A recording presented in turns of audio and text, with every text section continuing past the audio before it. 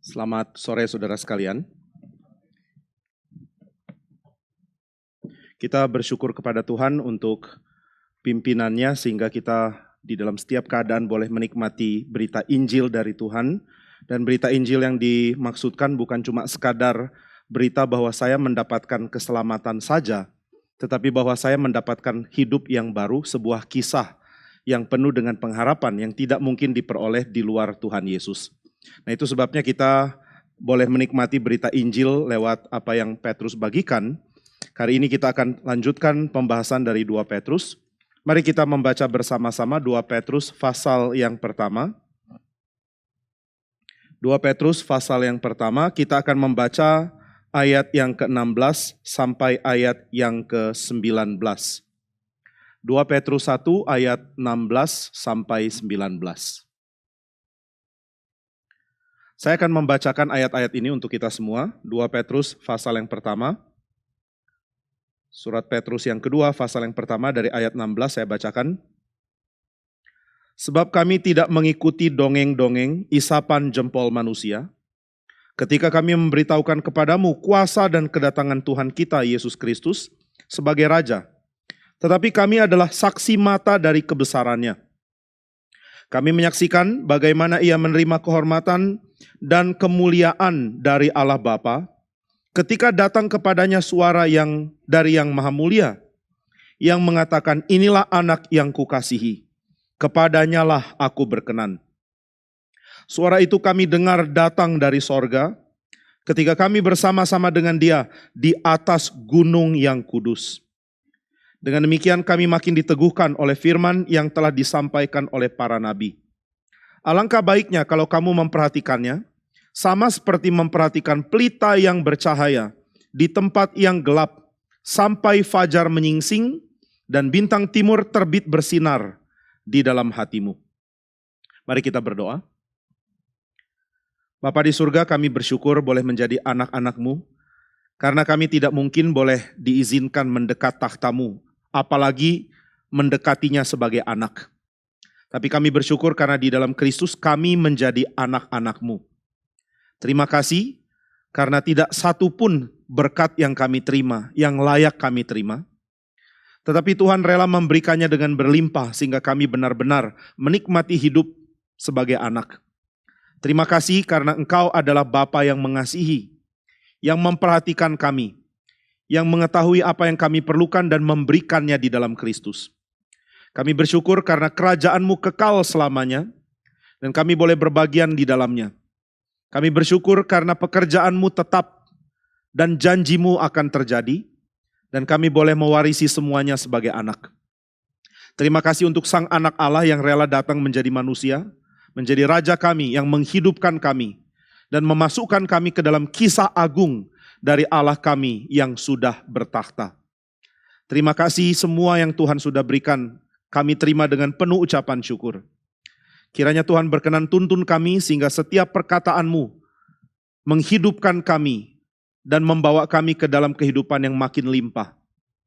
Terima kasih ya Tuhan, di dalam nama Tuhan Yesus kami berdoa dan bersyukur. Amin.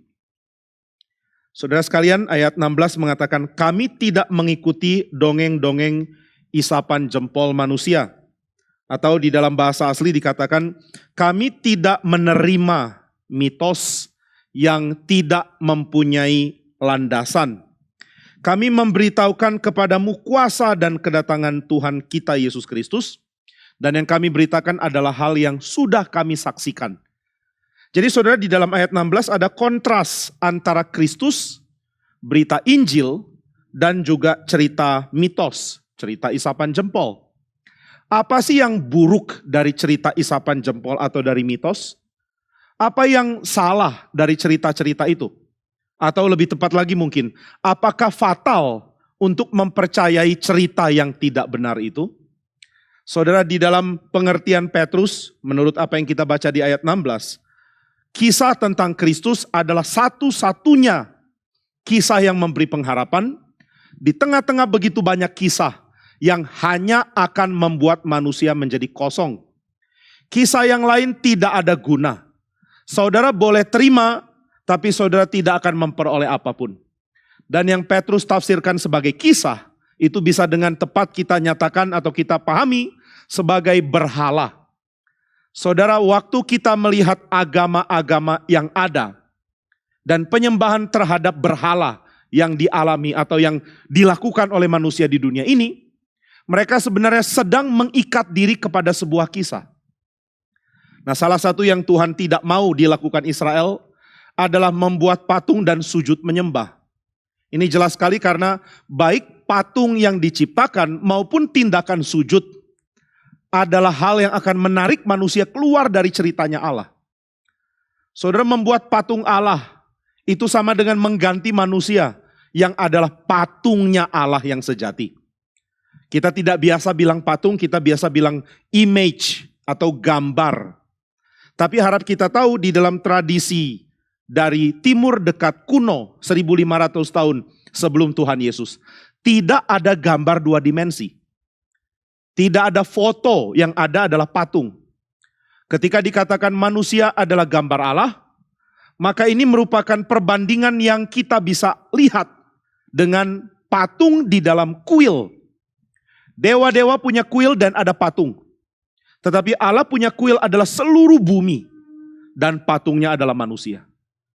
Nah, maka saudara sekalian, mengganti manusia dengan patung berarti menarik orang yang menyembahnya dari cerita untuk manusia kepada cerita yang asing.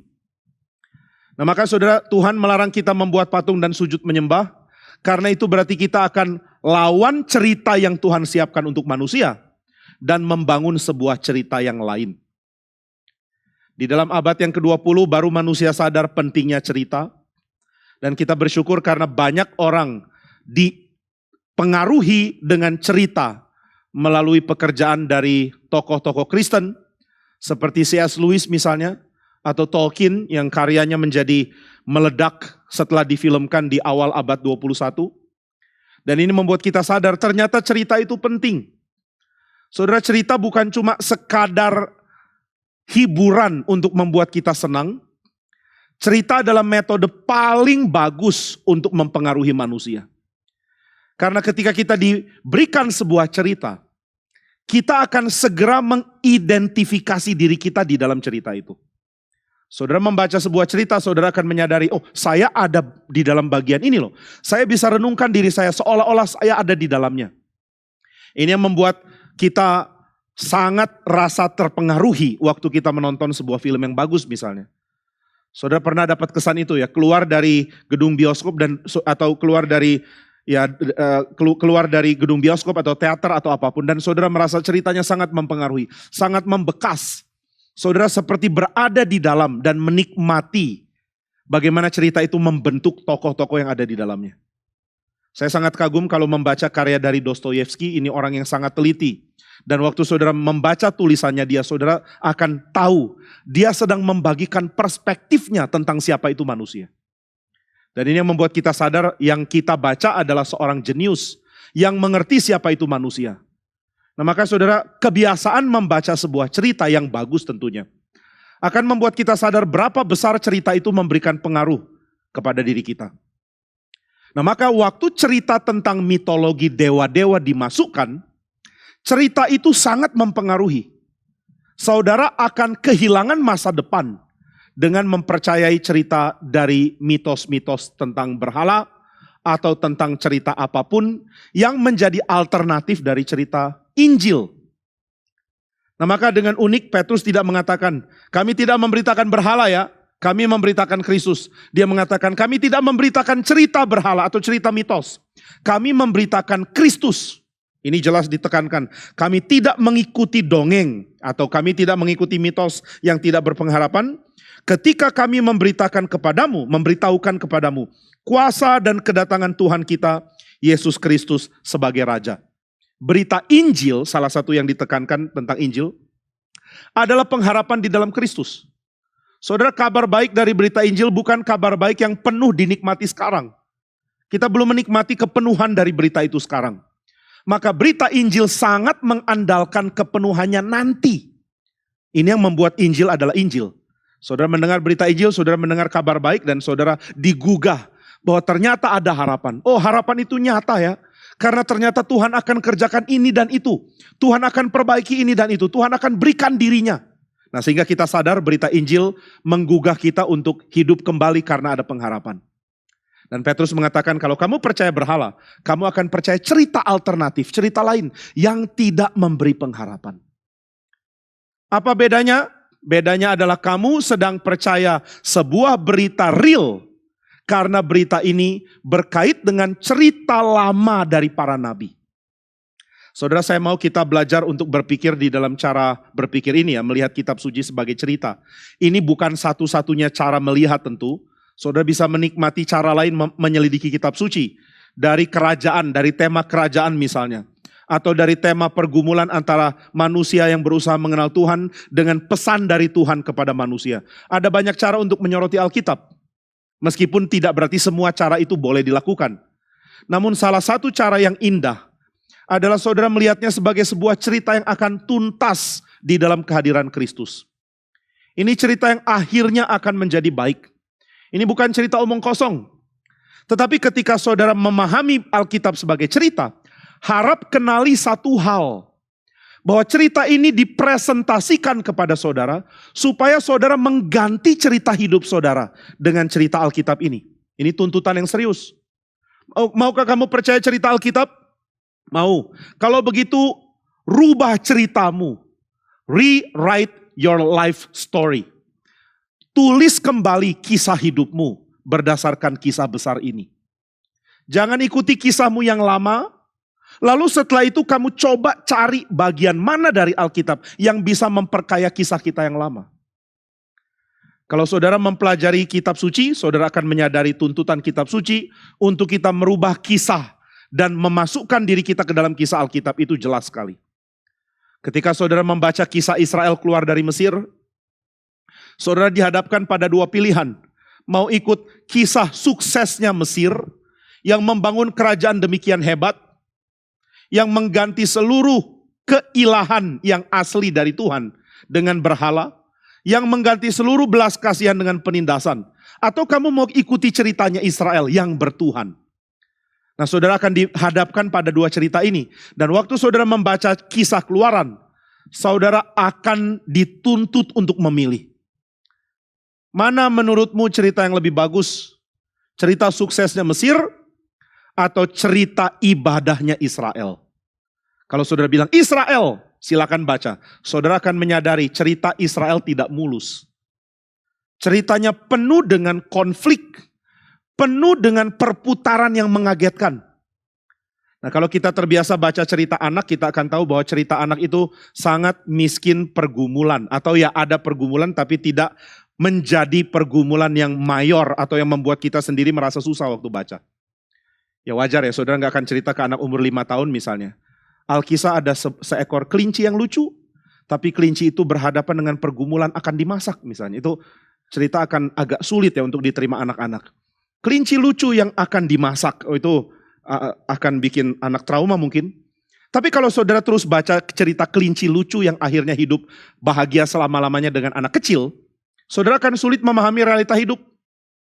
Ada seekor kelinci lucu disayang oleh tuannya. Anaknya sangat senang karena ada kelinci itu. Mereka bermain bersama setiap hari. Kelinci lucu yang bermain di tengah-tengah keluarga sang anak misalnya. Atau keluarga anak yang namanya, siapa misalnya? Pram. Boleh, gak apa-apa ya. Ada anak kecil namanya Pram. Dia punya seekor kelinci namanya Prim. Mereka berdua senang, bertemu tiap pagi, bermain sepanjang hari. Tralala trilili, the end gitu kan. Ya tapi kalau saudara lihat cerita Alkitab seperti itu ya pasti nggak ada baiknya untuk kita. Tapi herannya kita ingin cerita Alkitab sebagus cerita Pram dan Prim. Sorry ya, ini jadi cerita baru, mitos. Saudara ingin cerita Keluaran, cerita yang mulus. Israel dilepaskan dari Mesir dan mereka bahagia. Tidak ada niat sama sekali dari mereka untuk mempertanyakan Tuhan. Mereka setia kepada setiap perkataan dari Musa. Waktu Musa menyampaikan firman Tuhan, mereka dengan tersenyum menerimanya. Mereka sangat senang menjadi umat. Tiap hari mereka bermain dan menikmati ajaran firman. Tralala trilili begitu ya. Israel dan Musa. Enggak, ceritanya enggak begitu. Dan kita kadang-kadang merasa heran. Kenapa ceritanya begini ya? Israel keluar dari Mesir dan ketika semua kelihatannya baik. Baru ketika mereka dihadapkan pada laut, nah ini isu penting. Perpolitikan sering dilambangkan dengan laut. Di depan Israel ada laut yang bergolak dan di belakangnya ada kerajaan dunia yang bergolak. Israel terjepit di tengah-tengah pergolakan dunia. Mau apa? Apa yang mereka lakukan? Apakah mereka dengan teguh mengatakan, Tuhan kami beriman kepadamu, tidak ada ketakutan sama sekali? Tidak, mereka goyang. Mereka goncang dan Musa harus mendapatkan kekuatan dari Tuhan untuk meyakinkan mereka bahwa Tuhan akan cari jalan. Dan kalau saudara jadi Musa, saudara juga heran sebelum Tuhan nyatakan jalannya di mana ya. Tapi Tuhan buka jalan, Tuhan bikin laut merah menjadi kering. Nah biasanya kita akan baca cerita itu dan otak saintifik kita, kalau saudara agnostik, yang main gitu ya. Apa ini cerita nggak masuk akal? Masa laut menyingkir? Ini namanya isapan jempol. Ini baru dongeng. Masa kayak begini cerita? Ini cerita anak kecil. Saudara baca lagi, itu bukan cerita anak kecil. Itu cerita yang memamerkan orang dewasa punya pergumulan. Jangan lihat cerita anak kecil atau tidak berdasarkan saintifik atau tidaknya cerita itu. Ini yang biasanya kita lakukan. Ini cerita anak-anak. Kenapa cerita anak-anak? Karena ada laut terbelah. Loh kenapa laut terbelah jadi cerita anak-anak? Apakah anak-anak akan dipamerkan cerita ini? Tentang umat yang harusnya baik tapi jiwa memberontaknya terlalu besar. Tentang Tuhan yang harus mendidik mereka dengan cara keras, dengan cara yang melampaui pikiran kita. Tuhan menghajar Israel bahkan membunuh satu generasi. Ini cerita anak kecil ya? Anak kecil bisa dengan nyaman terima. Oh iya, saya nggak bilang ini bukan cerita anak kecil, tapi juga ini bukan cerita yang hanya khusus anak kecil tentunya. Saudara nggak akan cerita pada anak kecil. Lalu Tuhan marah dan seluruh orang mati anak-anak. Mati ya, dari yang tua sampai yang umur 20 tahun ke atas waktu keluar Israel. Anak-anak jawab, sudah mati, mereka mayatnya dilemparkan di padang gurun. Jadi waktu Tuhan marah semua mati gitu ya. Enggak, saudara enggak akan cerita dengan nyaman. Satu kali anak dari N.T. Wright ketika dia masih kecil, anaknya masih kecil ya, N.T. Wright tentu enggak kecil waktu punya anak. Nah ketika mereka datang ke kebaktian, kemudian membaca ayat, yang dibaca adalah pemberontakan Israel, lalu Tuhan menumpas mereka. Setelah itu dibaca, anak itu kaget. Lalu dia mengatakan kepada papanya, Papa, that's not a very nice story. Nah ini kesopan santunan orang Inggris ya. Mereka bilang, that's not a very nice story. Padahal maksudnya itu cerita ngeri banget. Luar biasa menakutkan. Dan jawaban dari N.T. Wright ke anaknya adalah, memang nak. Dia nggak bilang, oh jangan gitu nak, ini cerita Alkitab harus bagus. Enggak, ini ceritanya memang mengerikan kok. Ceritanya penuh tuntutan atau penuh tarikan untuk kita bergumul.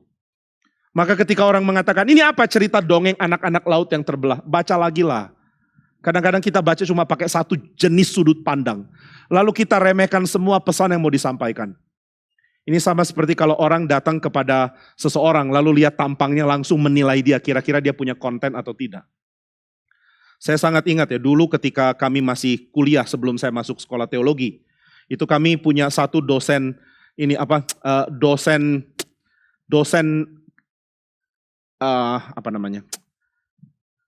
ya ilmu ekonomi tapi pakai perhitungan matematis gitu ya, saya lupa. Pokoknya matematika ekonomi lah gitu. Dia ahli luar biasa. Kami cuma dengar namanya karena ini bukan dosen yang dari tempat saya, dia dosen dari mana-mana. Maka ketika kita dengar, nama orang ini ada. Hari pertama kuliah kita menanti-nantikan orangnya kayak apa. Dulu nggak ada internet selancar sekarang. Udah ada tapi nggak selancar sekarang. Kalau saudara mau search nama, sudah search, pencet, enter. 5 menit kemudian masih muter-muter. Nah ini yang menyedihkan dari zaman dulu. Jadi kita mau cari udah 5 menit ini belum masuk-masuk ya sudahlah, internetnya ditinggalkan. Nah maka waktu kita tunggu-tunggu masuklah ke dalam kelas itu seorang yang tangan kanannya udah gemetar karena mungkin pernah stroke. Lalu jalannya pincang-pincang. Kami heran, ini siapa orang salah masuk? Lalu udah begini-begini jalan kemudian masuk ke kelas. Suaranya pelan dan ngomongnya pun gak terlalu jelas meskipun masih ada keteraturan logis yang bisa kita pahami. Dia mengatakan, kita akan mulai kelas ya. Kita bingung, ini kakek stroke ini mau ngajar kita atau gimana? Lalu dia mengatakan, duduk semua ya. Kita bilang, kita udah duduk, kek atau pak atau siapapun. Dia nggak meyakinkan sama sekali. Tapi waktu dia bicara baru kita tahu kontennya luar biasa. Nah maka saudara ketika kita membaca Alkitab, kita pun lihat ini sebagai tulisan kuno yang nggak saintifik. Aduh masa laut dibelah. Mana ada lagi orang percaya dongeng seperti ini.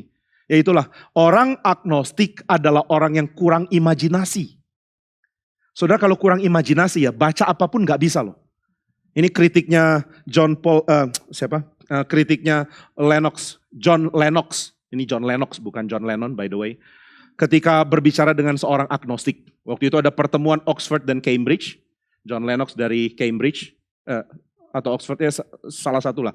Lalu mereka bertemu para dosen, para profesor pengajar, mereka makan malam bersama.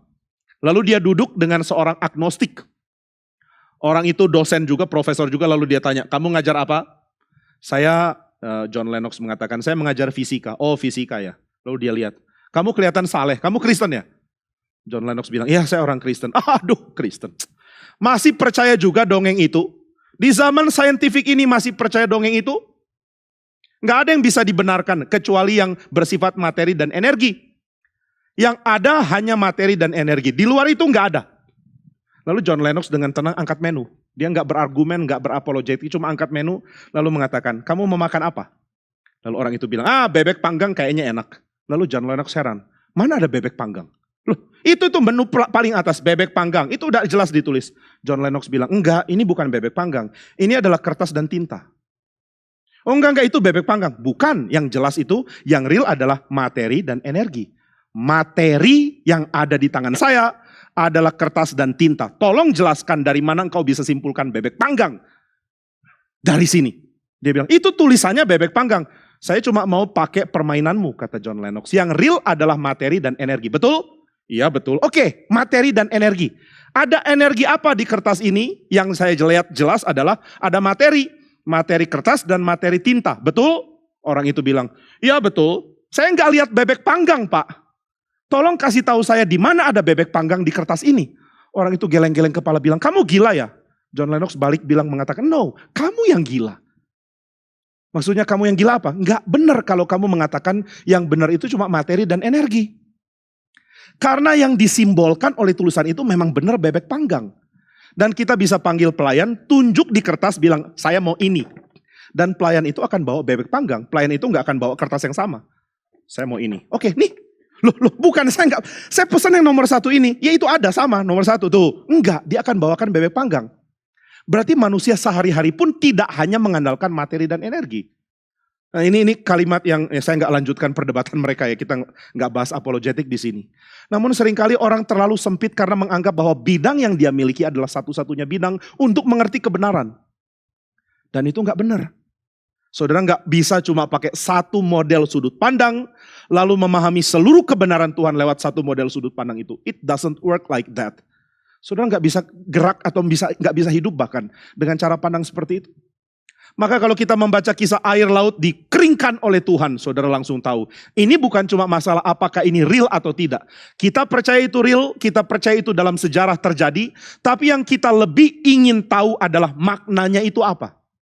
Alkitab bukan cuma pencatat sejarah, meskipun yang dicatat sebagian besar adalah sejarah. Ada beberapa contoh cerita dari Tuhan Yesus yang tidak historis, pasti tidak historis. Tuhan cerita tentang seorang anak yang pergi meninggalkan papanya, lalu anak bungsu yang pergi. Tentu ini bukan cerita historis, ini cerita Tuhan Yesus dan itu oke. Tapi sebagian besar cerita di Alkitab adalah tentang sejarah Israel dan Tuhan. Tuhan membelah laut merah, Tuhan bikin tanah kering dari laut itu. Kok bisa ya? Ini mujizat dari mana? Kalau saudara bilang, saya nggak bisa percaya teori itu, karena itu menyalahi prinsip fisika atau prinsip ilmu pengetahuan yang saya tahu.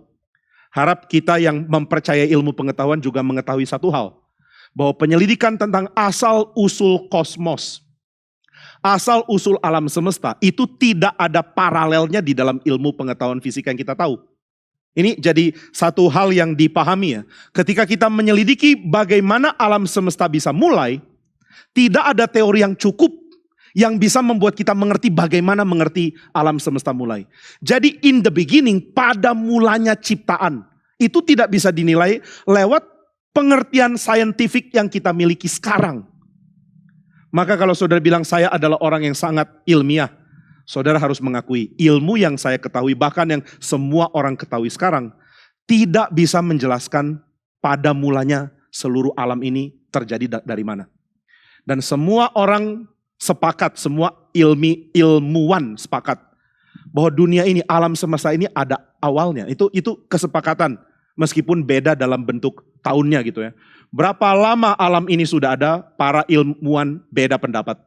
Tapi fakta bahwa alam ini pernah tidak ada lalu jadi ada. Alam ini punya titik lahir. Alam semesta ini muncul dari yang tadinya bukan seperti ini. Itu semua sama, sepakat. Bahwa alam semesta ini punya titik awal.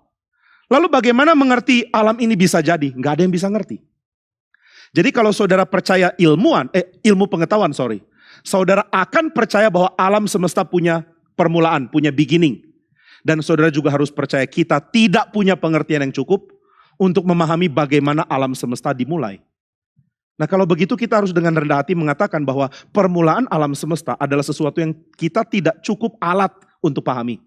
Tidak ada scientific tools untuk memahami permulaan dari ciptaan. Kalau begitu kisah kejadian adalah sesuatu yang melampaui sains kita. Dan yang Tuhan kerjakan itu tidak bisa diukur dengan apa yang kita pahami sekarang. Nah kalau permulaan dari segala sesuatu kita tidak bisa ukur, mengapa kita dengan keras dan ngotot mengatakan bahwa pengukuran yang kita pakai sekarang adalah pengukuran baku untuk menilai seluruh peristiwa sejarah? Tentu itu tidak fair ya mengungkapkan kalimat seperti itu. Nah itu sebabnya orang-orang para agnostik, orang-orang yang menentang kekristenan biasanya akan kutip David Hume dalam bukunya Dialogues Concerning Natural Religion.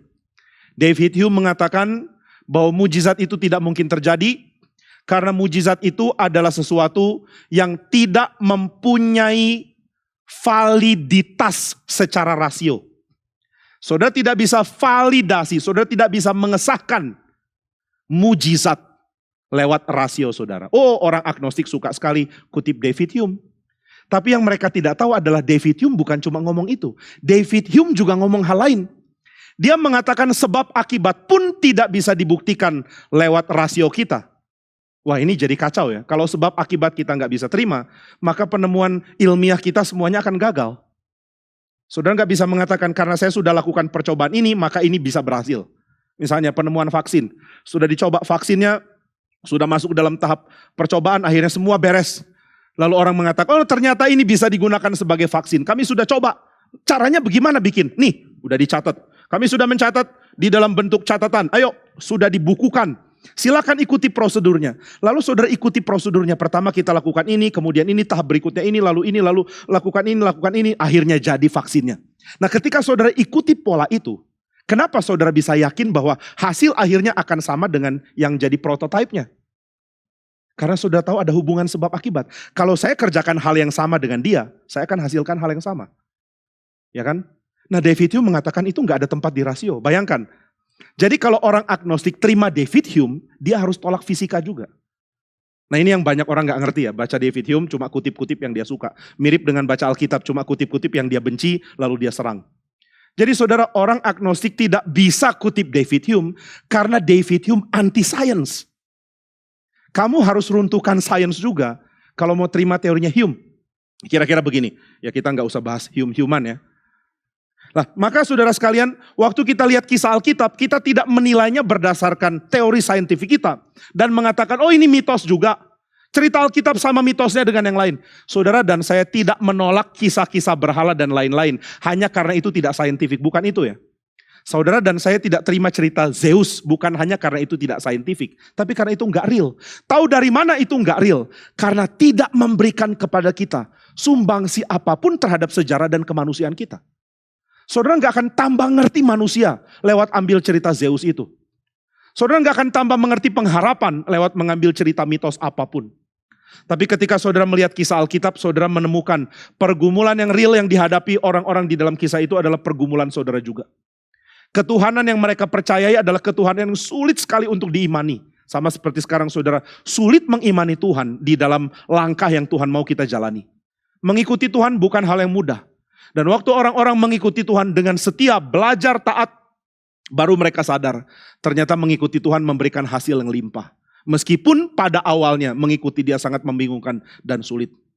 Nah itu sebabnya kita mengerti bahwa kisah sejarah yang dilaporkan oleh kitab suci, yang dinyatakan, yang diberitakan oleh kitab suci. Adalah kisah, bukan isapan jempol, tapi kisah tentang keberadaan manusia. Tentang relasinya dengan Sang Tuhan yang menciptakan segala sesuatu. tentang pengharapan yang dia miliki dari Tuhan ini untuk mengerjakan kehendaknya sampai tuntas. Nah, waktu kita menyadari ada dua perbandingan, ada dua perbedaan antara cerita Injil dengan mitos. Mitos tidak pergi kemana-mana, going nowhere. Ceritanya tidak menceritakan tentang manusia. Tidak menceritakan tentang relasi yang benar dari manusia disoroti dengan benar dengan Allah yang benar. Ceritanya tidak punya pengharapan. Itu sebabnya di dalam kitab suci Tuhan menyampaikan berita tentang dirinya lewat umat yang akan wariskan berita ini diturunkan kepada anak-anaknya. Mereka wariskan dari nenek moyang dan mereka turunkan kepada generasi berikutnya. Nah, inilah berita Alkitab itu. Berita Alkitab adalah berita yang Tuhan percayakan kepada sebuah umat yang akan meneruskan cerita ini sepanjang sejarah. Jadi Tuhan bukan cuma Tuhan yang sekali muncul ke dalam sejarah, masuk ke dalam sejarah pada titik tertentu, lalu titik itu satu-satunya titik di mana dia bekerja. Enggak, Tuhan enggak seperti itu. Saudara, Tuhan kita adalah Tuhan yang dari awal sampai akhir menyertai, bekerja, dan berfirman. Firman-Nya relevan dengan apa yang dia kerjakan. Nah, ini dari Herman Bavinck. Herman Bavinck mengatakan pembelaan terhadap kitab suci yang bagi saya sangat penting. Dia mengatakan, tahu tidak apa yang bikin firman Tuhan begitu meyakinkan? Karena yang Tuhan firmankan dan yang Tuhan lakukan sebagai tindakan selalu berjalan bersama sepanjang sejarah manusia. Tidak ada momen kontak yang khusus.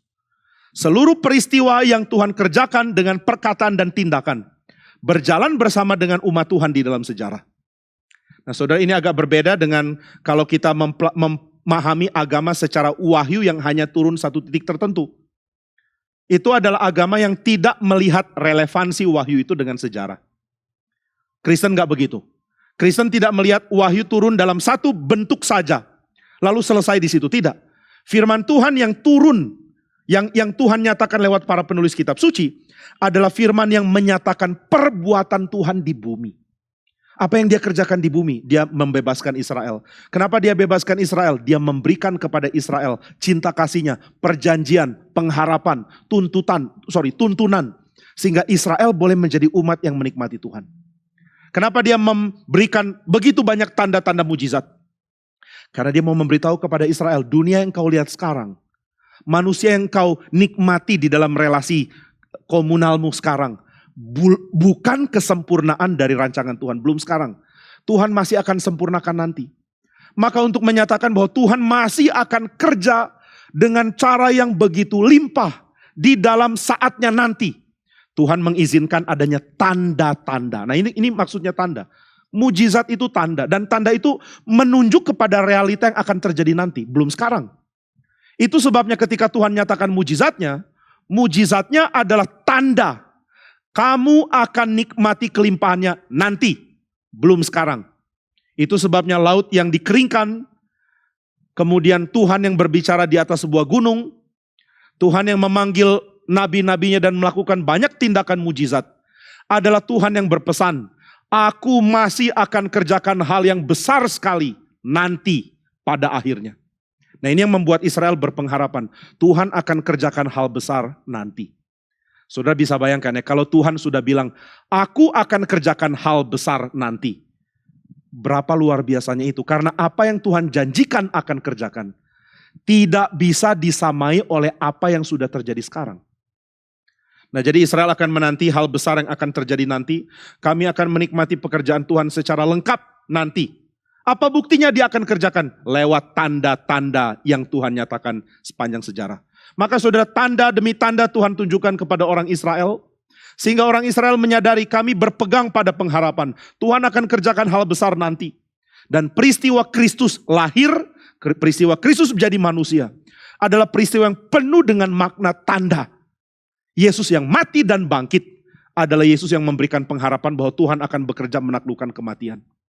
Nah, itu sebabnya Petrus mengatakan, saya tidak mengikuti isapan jempol karena saya sendiri sudah dapat tanda itu. Tanda mana? Oh, banyak. Petrus bisa pilih banyak sekali mujizat.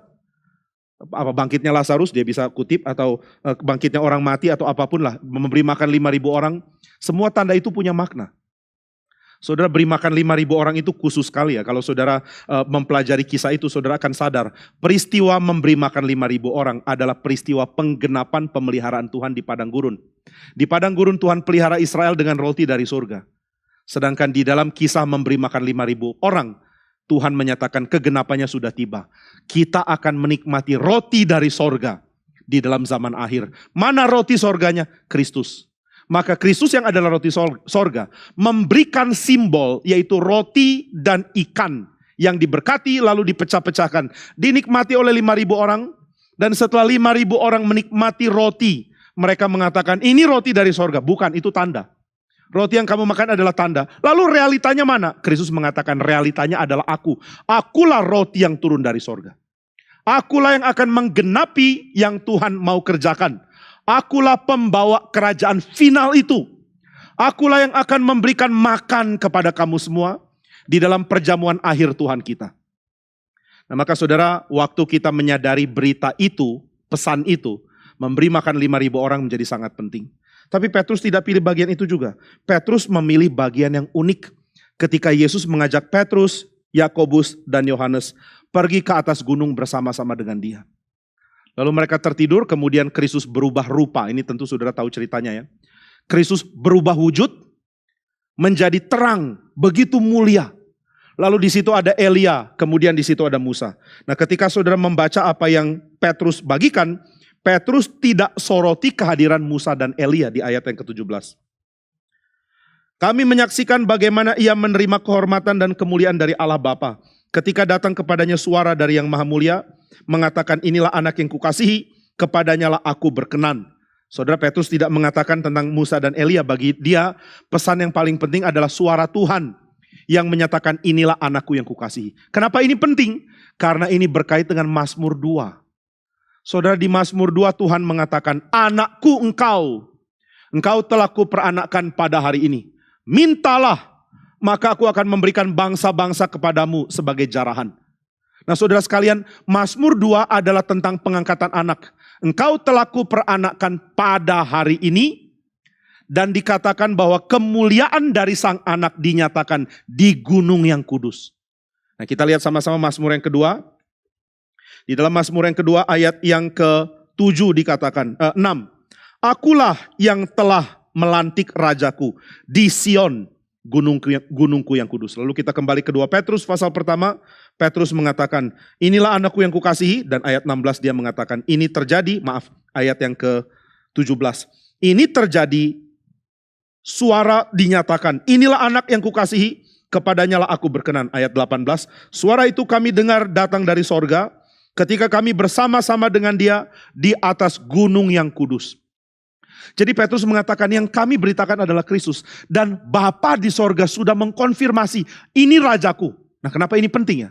Karena raja yang dilantik Tuhan di atas gunung adalah inti dari cerita yang dipercaya oleh Petrus. Saudara, kalau saya bilang cerita, harap saudara tidak menafsirkan itu sebagai cerita dalam pengertian yang dangkal ya. Cerita itu bukan cerita yang diceritakan sekadar cerita. Cerita adalah hidup. Sejarah itu cerita. Hidup saudara adalah cerita. Engkau adalah sebuah cerita. Dari lahirmu sampai matimu, kamu itu cerita. Bangsa ini adalah cerita. Kita punya cerita bangsa ini dari pertama kali diresmikan di tahun 45 sampai entah kapan. Nah jadi saudara, cerita bukan cuma sekadar cerita. Kita terlalu meremehkan cerita. Sehingga kita akan menempatkan cerita di bawah tulisan akademik atau tulisan saintifik. Cerita jauh lebih berarti daripada fakta-fakta saintifik. Karena fakta saintifik tidak bisa memberitahukan kepada kita tentang makna, tapi cerita bisa. Nah maka saudara, Petrus sedang mengatakan inti dari cerita yang aku terima dari Tuhan tentang sejarah adalah bahwa Tuhan melantik raja. Tuhan mengangkat raja. Raja ini akan bereskan semua. Raja ini akan dipakai Tuhan memberi damai. Raja ini akan membawa kehidupan manusia pada puncaknya sesuai dengan yang Tuhan sudah tetapkan. Raja ini adalah harapan kita semua. Tapi saudara, raja ini diberitakan sebagai inti dari sebuah cerita panjang yang perlu kita pahami dengan benar dulu. Tuhan memanggil Israel, Tuhan menjadikannya bangsa kesayangan. Dan Tuhan mengatakan, karena aku mencintai engkau, aku akan memberikan raja kepadamu. Raja yang apa? Raja yang akan memulihkan kedudukan kita sebagai raja. Raja yang akan mengangkat kita untuk bertakhta bersama-sama dengan dia. Ini raja model begini gak ada dimanapun. Saudara, guru yang baik adalah guru yang mampu membuat murid atau siapapun yang sedang dididik akhirnya mencapai level yang sama dengan dia. Dan kadang-kadang metode mengajar itu bisa beragam. Saya ingat salah satu yang pernah dibagikan oleh Pak Stephen Tong mengenai guru adalah seorang yang membuat dirinya menjadi contoh untuk menarik orang mempelajari apa yang dia mau ajarkan. Itu guru yang berhasil. Guru yang menunjukkan bahwa kalau kamu pelajari bidangku, kamu akan senang. Gitu ya. Bukan guru yang cuma sekadar memberikan informasi. Saya kasih tahu informasi, ada 10 poin, ada 15 poin, ada 7 langkah menjadi sukses. Atau apapun itu. Tapi ketika seorang guru mau mengajar sejarah misalnya, atau dia mau mengajar teologi, dia menunjukkan betapa dia mengagumi teologi atau mengagumi sejarah, lalu orang mulai tertarik, nah itu guru yang baik. Tuhan adalah guru yang baik bukan karena dia memberikan detail tentang pesan-pesan, poin-poin yang harus kita dapatkan. Tuhan adalah guru yang baik karena dia membawa kita kepada sebuah kisah yang penuh pengharapan. Di mana Kristus adalah penggenapannya. Dan Kristus adalah penggenapan yang sejati karena lewat Kristus, saudara dan saya akan jadi milik Tuhan yang disempurnakan. Nah inilah pengharapan manusia. Saudara, apa sih yang kita harapkan? Banyak orang mengharapkan hal-hal yang tidak ada guna selain untuk membuat kemanusiaan kita makin dangkal. Kalau orang ingin uang, harap kita tahu ya, uang bisa punya potensi besar menjadikan saudara manusia sejati. Tapi juga bisa punya potensi besar merusak kemanusiaan saudara. Kalau saudara punya uang, lalu saudara bagikan uang untuk kebaikan bersama, saudara mempunyai kemanusiaan yang akan meningkat. Ada satu orang pernah tanya, apa sih guna uang? Lalu seorang pendeta dengan bijak menjawab, uang adalah ukuran cinta kasihmu. Uang kok ukuran cinta kasihmu? Maksudnya gimana? Maksudnya adalah kamu punya uang, itu berarti kamu punya kesempatan untuk melakukan tindakan kasih lewat mengorbankan hal yang paling mungkin menarik cinta kasih dunia ini. Dunia gampang cinta uang, dan orang Kristen punya bukti untuk menunjukkan dia Kristen dengan cara melepas uang. Aku rela hilang uang demi kebaikan orang lain. Itu tanda bahwa uang menunjukkan kemanusiaan saya. Tapi kalau orang mengatakan, saya perlu uang, saya ingin uang, saya mau tarik uang dari orang lain, berarti uang sudah menghancurkan kemanusiaan dia. Banyak orang minta uang, mau kaya dari Tuhan. Tuhan berikan aku uang. Kalau aku beriman, aku pasti akan kaya. Tuhan tidak mungkin punya anak yang miskin. Aku harus mewah, aku harus kaya. Loh saudara, ini menghancurkan kemanusiaanmu. Karena kemanusiaanmu tidak lagi berarti selain untuk mencari arti yang dianggap lebih besar dari kemanusiaanmu. Kalau saudara hilangkan nyawa, hilangkan hidup untuk uang, berarti uang lebih berharga dari hidup. Nah maka saudara harus ketahui satu hal, saudara dan saya sedang menuju kepada akhir hidup kita semua. Kita sedang menghabiskan waktu hidup kita. Suka nggak suka? Saudara akan melewati hari demi hari, demi hari, demi hari, demi hari, sampai mati. Lalu yang saudara habiskan untuk mendekatkan saudara pada kematian adalah hal yang saudara rela kehilangan nyawa untuk itu. Saudara kerja apa sepanjang hari? Berarti saudara rela kehilangan nyawa saudara hari itu, hidup saudara dipendekkan 1 hari, untuk melakukan yang saudara kerjakan. Maka sekarang saya mau tanya, saudara hidup untuk apa ya? Hari ini lewat untuk apa? Saudara invest hidupmu untuk apa? Apa yang engkau kejar hari ini akan menunjukkan bahwa yang engkau kejar lebih penting dari hidupmu. Kalau saudara kejar uang itu memalukan, berarti saudara sedang mengakui uang lebih penting dari hidup saya. Karena saya rela habisin uang, saya rela habisin nyawa demi dapat uang. Nah, ini contoh simple yang harus kita gumulkan di dalam hidup kita tiap hari. Saudara, kita semua mempunyai insting ekonomi. Ada sebagian bagus, sebagian buruk. Ada sebagian yang sadar, ada sebagian yang enggak gitu ya. Ada sebagian sangat teliti di dalam investasi dan keuangan. Ada yang sangat parah dalam hal ini. Saudara, saya sangat tertarik sekali dengar sebuah khotbah yang saya pernah dengar pada waktu saya belum ke GRI. Ada seorang pengkhotbah mengkhotbahkan hal seperti ini. Dia mengatakan bahwa insting untuk uang itu sangat payah dimiliki oleh banyak orang. Orang gak ngerti bagaimana caranya boleh menjadi orang yang peka dan teliti terhadap keuangan. Karena mereka seringkali mengganti apa yang penting dengan yang kurang penting. Memberikan uangnya untuk hal yang tidak bisa menghasilkan kembali. Atau salah hitung mungkin. Atau dibuat silau dengan keuntungan mendadak yang gak mungkin ada. Saudara kalau dengar investasi yang menghasilkan terlalu banyak, harap ingat satu hal ini. Dosen yang Yang saya tadi bilang kayak orang gak meyakinkan tapi ternyata tokoh ekonom penting. Dia pernah mengatakan bahwa kalau kamu lihat keuntungan yang berlipat-lipat ganda dari investasi, harap hitung baik-baik. Gak ada investasi yang bisa lari jauh dari penghasilan negara ini secara total. Kalau saudara lihat sesuatu yang terlalu menyilaukan, gak mungkin. Ada kerugian yang akan muncul pada saatnya nanti. Nah maka saudara, banyak orang tidak ngerti menghitung karena tidak tahu nilai yang dia lepas dan dia tidak tahu nilai yang dia harapkan. Saya nggak tahu loh saya harap apa. Pokoknya saya harap uangnya berbuah atau berkali-kali lipat berganti. Nah, orang itu nggak ngerti investasi. Investasi bukan saudara lempar uang dapat uang tambahan, bukan. Investasi berarti saudara membuat uang saudara berguna saat itu untuk hal yang memang akan mendongkrak ekonomi. Ini banyak orang nggak terlalu ngerti ya. Jadi waktu saudara menggunakan uang, saudara akan sadar bahwa uang yang saudara gunakan akan mendongkrak sesuatu. Jadi leverage. Saya tanam uang lalu ekonomi berputar. Nah itu yang benar. Saya tanam uang lalu bisnis berputar. Nah itu yang benar. Uang saudara tidak hanya menghasilkan uang. Uang saudara menghasilkan sebuah usaha yang akan menghidupkan dunia ekonomi. Itu baru investasi. Jadi jangan pikir investasi itu cuma sekadar, oh saya invest sesuatu lalu keuntungannya adalah uang yang nambah. Itu investasi terbodoh gitu ya. Nah maka kalau saudara mau jadi orang bijak, investlah kepada sesuatu yang akan memutarkan roda yang besar sehingga banyak orang akan menikmati keuntungan darinya. Kalau saudara ditanya, boleh nggak beli saham sebagai orang Kristen? Jawabannya itu bukan boleh, iya boleh, enggak. Itu sama dengan tanya, boleh nggak minum alkohol orang Kristen? Saudara bilang, nggak boleh. Lalu ada orang akan keluarkan sebuah obat. Nah ini obat mengandung alkohol, boleh diminum nggak? Atau haram hukumnya? Atau kalau saudara ditanya, boleh nggak makan makanan ini? Lalu jawabannya cuma sekadar, nggak boleh. Saudara kalau cuma sekadar jawab nggak boleh, ada banyak problem ya. Karena kita cuma tahu boleh nggak boleh, tapi kita nggak mengerti konsep atau konteks di baliknya. Nah kalau orang tanya, boleh nggak beli saham? Saudara jawab apa? Saudara harus jawab, saham yang dibeli itu berarti saham yang akan menjadi tanda bahwa engkau berbagian di dalam perputaran sebuah bisnis. Kenapa beli saham ini? Karena saya mau putarin bisnis ini. Saya mau bikin bisnis ini jalan karena bisnis ini bagus kok. Umpama ya saudara lihat ada seorang di gereja kita mau bikin perusahaan baru, Pak William misalnya, bikin perusahaan gigi palsu untuk kakek-kakek. Lalu saudara mulai sadar, orang perlu ini. Nah ini yang jadi rahasia investasi dari Warren Buffett. Warren Buffett mengatakan bisnis yang bagus adalah bisnis yang dibutuhkan. Selama orang perlu, bisnis itu akan jalan. Dan kalau engkau invest ke situ, uangmu akan dipakai untuk memutar bisnis ini. Nah misalnya Pak William bilang, saya mau bikin gigi palsu termudah untuk lansia. Yaitu giginya udah fix, lalu tinggal ditaruh, saya nggak ngerti ini contoh aja. Tinggal dikunyah-kunyah dikit langsung nyambung.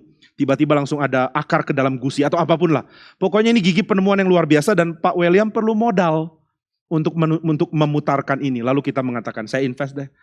Nah, kalau saudara mau invest, gunanya invest apa? Gunanya adalah saya punya uang yang nggak saya pakai. Tapi saudara harus tahu uang itu harus dipakai. Ini bukan berarti saudara sembarangan belanja ya, sekarang langsung pergi ke Paskal 23 lalu pakai. Uang itu didesain untuk jadi cair, ganti yang lain. Maka kalau saudara simpan uang, dia nilainya turun. Itu sebabnya bank mengatakan, ya udah saya yang pakai uangmu. Loh kamu pakai uang saya buat apa? Ya buat diputar, buat dipakai. Lalu saya untungnya apa? Untungnya kamu dapat bunga gitu kan. Bunga itu adalah tanda bahwa uangmu dipakai lalu nanti dibalikan pada waktu yang belakang. Waktu yang belakang itu berarti uangmu sudah berubah harganya. Nah maka saudara ketika saudara invest ke Pak William, lalu Pak William pakai uangnya, lalu kemudian perusahaan itu menghasilkan gigi-gigi untuk menolong para lansia, lalu para lansia semua beli karena memang mereka perlu. Lalu saudara sadar, nah ini namanya investasi yang menguntungkan. Memutar kegiatan ekonomi yang akan menguntungkan banyak orang. Saudara, seorang namanya Adam Smith pernah mengatakan bahwa insting manusia untuk untung harus mempunyai konsep moral di baliknya. Kalau kamu tidak berniat untuk menguntungkan orang pada jangka panjang, instingmu salah. Waduh ini penting sekali ya, kalau saudara nggak ngerti ini, saudara nggak ngerti memutar uang. Kalau instingmu untuk keuntungan, saya minta boleh pakai ini ya, maskernya ke seluruh. Nah ya, jadi harus pakai dengan serius. Kalau saudara protes, kenapa saya nggak pakai? Di peraturan pemerintah yang pidato boleh nggak pakai. Jadi saya aman. Nah saudara, ketika Adam Smith mengatakan kalau instingmu adalah untuk keuntungan jangka pendek dirimu, kamu nggak ngerti investasi, kamu nggak ngerti ekonomi. Kalau instingmu adalah untuk keuntungan jangka panjang bagi orang lain, kamu akan kaya. Oh ini, begitu dengar kaya langsung bangun ya, kaya. Pak, ulangi Pak, saya mau catat cara kaya. Cara kaya adalah saudara ingin orang lain untung dalam jangka panjang. Saudara akan kaya. Kalau nggak percaya coba jalankan ya. Kamu ingin bikin orang lain untung dalam jangka panjang, kamu akan kaya. Kalau saudara bikin produk yang membuat orang percaya, saya beli produk ini 1 kali, saya akan pakai lama sekali, saya akan setia sama produk ini. Saudara akan beruntung karena saudara menguntungkan orang. Saya ingat ada seorang penjual jual telur. Lalu banyak orang mau beli karena relasi. Tapi dia sengaja taruh, mumpung ada orang beli. Taruh telur busuk, taruh telur nggak beres, taruh telur nggak baik. Orang begitu lihat, dia dapat untung saat itu, langsung nggak mau beli lagi. Orang apa ini? Beli telur 10, busuknya 2. Beli 20, busuknya 4. Beli 30, bonus, busuknya 10. Apa gunanya diskusi, deal sama dia lagi? Sudah, saya nggak mau beli sama dia lagi. Ya sudah, dia hancur. Dia tidak perhatikan keuntungan jangka panjang orang lain. Nah itu sebabnya negara yang saling memperhatikan keuntungan jangka panjang orang lain, meskipun motivasinya untuk keuntungan stabil dirinya, itu negara akan baik loh. Menurut apa yang dikatakan Adam Smith ya. Nah itu yang namanya investasi. Saudara melepas sesuatu untuk sesuatu yang lain yang makin besar dampaknya. Kalau dengan 1 miliarmu, kamu bikin seluruh pulau Jawa bergerak ekonominya, maka kamu akan invest ke situ. Kalau saudara punya 1 miliar, lalu saudara punya 2 pilihan. Pilihan pertama, 1 miliarmu akan rubah jadi 2 miliar. Gile, heran loh. 1 miliar jadi 2 miliar, mau Tapi ada alternatif lain, 1 miliarmu akan dipakai, lalu dalam waktu mungkin 20 tahun, 1 miliarmu akan memutarkan bisnis seluruh pulau Jawa. Misalnya ya, ini contoh aja lah, contoh ekstrim luar biasa. Saudara akan pilih yang mana? Lalu saya dapat keuntungannya kapan? Ya kamu akan dapat bunga yang kira-kira ya mungkin 10% lebih tinggi dari investasi normal yang terjadi sekarang. 10% di atas nilai investasi normal. Kok dikit ya dibandingkan yang langsung dapat 2 miliar itu? Memang dikit. Tapi saudara jangan lihat cuma berapa banyak masuk kantongmu. Saudara akan lihat berapa banyak dampaknya ini waktu diputar. Nah itu namanya investasi. Nah sekarang saya mau tanya, hidup saudara kan otomatis akan berkurang. Nggak mungkin bertambah lah. Kalau ulang tahun katanya, orang yang masih di bawah 30 akan bersyukur untuk setiap penambahan usia. Kalau yang sudah di atas 30 nggak terlalu suka diingatkan ulang tahunnya. Kalaupun diucapkan selamat, jangan tanya ulang tahun keberapa. Happy birthday ya? Iya, thank you. Ulang tahun keberapa? Shh, diam. Kalau saudara tanya ini siapa aktor yang jadi presiden Amerika? Ronald Reagan. Kalau saudara tanya Ronald Reagan, berapa usiamu? Ini adalah ulang tahun ke-30. Ulang tahun ke-20 yang ke-30. Jadi dia ulang tahun ke-20, setelah itu dia ulang tahun ke-20 terus. Happy birthday umur berapa? 20. Happy birthday ini ulang tahun ke-berapa? Ulang tahun ke-20 yang kedua. Happy birthday ulang tahun ke-berapa? Ulang tahun ke-20 yang ketiga. Nah dia katanya sudah sampai ulang tahun ke-20 yang ke-40 atau 30, saya lupa lah, hitung sendiri. Nah, jadi dia mengatakan saya 20 forever. Enggak bisa loh. Saudara sedang menghabiskan umur. Umur dihabiskan. Nah, waktu saudara habiskan umur, saudara akan habiskan untuk sesuatu yang saudara value, yang saudara nilai lebih penting dari hidup saudara. Apakah saudara sudah lakukan itu? Kenapa kerja ini? Karena bagi saya dedikasikan hidup ke sini itu penting, karena ini lebih penting dari hidup saya. Kenapa Pak Jimmy persiapan khotbah melayani di gereja? Karena bagi saya, yang saya lakukan memang lebih penting dari usia saya yang makin pendek, maka saya akan invest usia saya ke situ. Saya curahkan hidup saya ke sini. Bayangkan kalau saudara tidak punya kegigihan untuk melihat ini ya. Kamu habiskan hidup untuk apa? Nothing, cuma putar-putar gitu aja. Kamu makin pendek umurnya. Kamu lakukan apa? Nggak tahu, pokoknya saya jalani arus hidup saja. Maka kita sedang menukar hidup kita untuk sesuatu yang nggak penting. Nah maka saudara, ketika kita menyadari apa yang Tuhan mau tawarkan, kita sadar Tuhan sedang menawarkan kepada kita untuk tukar hidup kita. Dedikasikan hidup kita dengan pengharapan yang dia mau buat loh. Tuhan akan kerjakan begitu banyak hal yang indah. Sekarang Tuhan tanya, maukah kamu dedikasikan hidupmu ke sini? Saudara akan bilang, mau sih, tapi jaminannya apa? Apa benar yang Tuhan janjikan akan terjadi? Apa yang membuat saya yakin yang Tuhan janjikan akan terjadi? Petrus akan jawab, tanda. Kami saksi dari tanda itu. Kami sudah melihat Yesus dimuliakan oleh Bapa. Dialah Raja. Dia Raja yang akan sanggup perbaiki semuanya. Maka saya akan invest hidup saya kepada Raja ini. Kenapa kamu percaya? Karena tanda.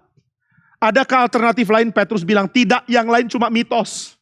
Kamu habiskan hidup ke dalam cerita mitos, kamu bodoh. Habiskan hidup untuk ketidakpastian. Kasihan sekali loh. Saudara, ketika Beethoven akan mati ini, saya nggak tahu ya, banyak orang tafsirkan beda-beda. Waktu itu katanya ada badai, kemudian dia sempat bangun, lalu kepalkan tangan, lalu mengatakan sesuatu, lalu dia mati. Ada yang mengatakan yang dia katakan adalah menang, ada yang mengatakan yang dia katakan adalah berjuang, atau apapun itulah.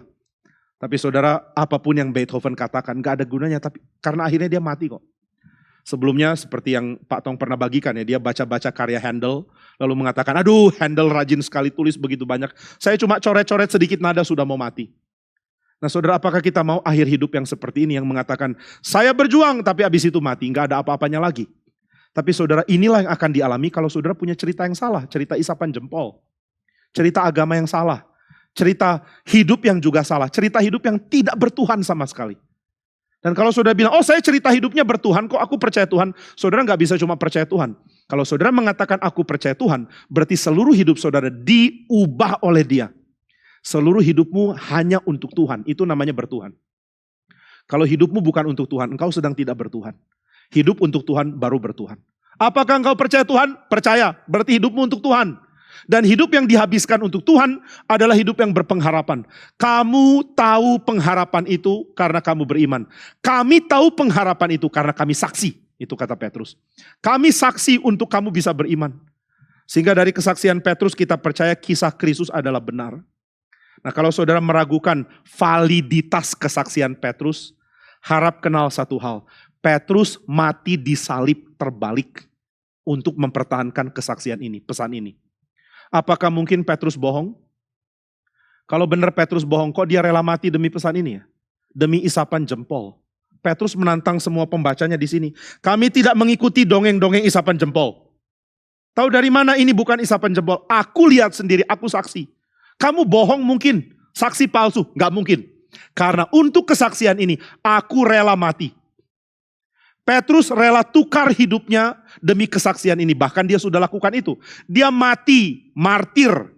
Dan dia tidak ganti pesannya. Padahal mudah bagi dia untuk rubah pesan ini kok. Ketika para pemimpin Romawi yang mau menyalibkan dia, memberikan kesempatan terakhir. Masihkah kamu berpegang kepada iman Kristen?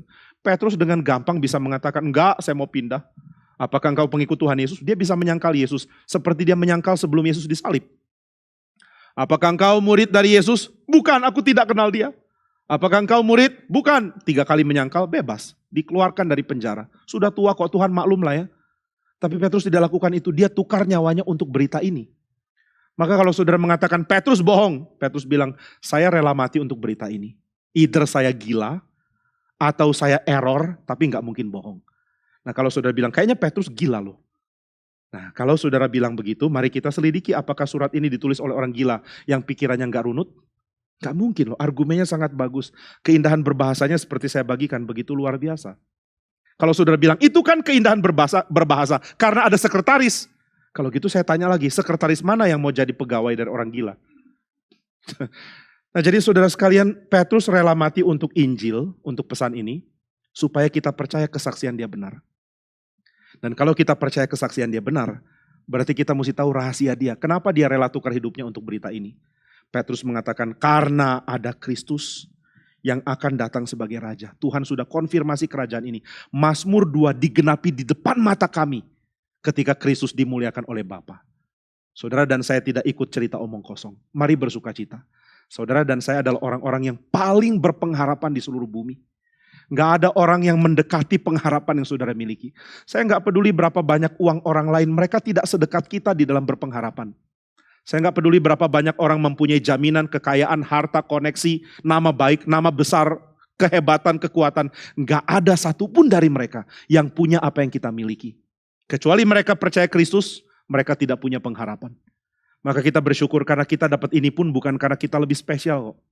Kita dapat ini hanya karena Tuhan mengasihani kita. Kiranya kita boleh dikuatkan dengan berita Injil yang indah mengenai kegenapan kemuliaan kerajaan Tuhan di dalam Kristus yang adalah kisah indah yang sejati yang kita sudah ikuti. Mari kita berdoa.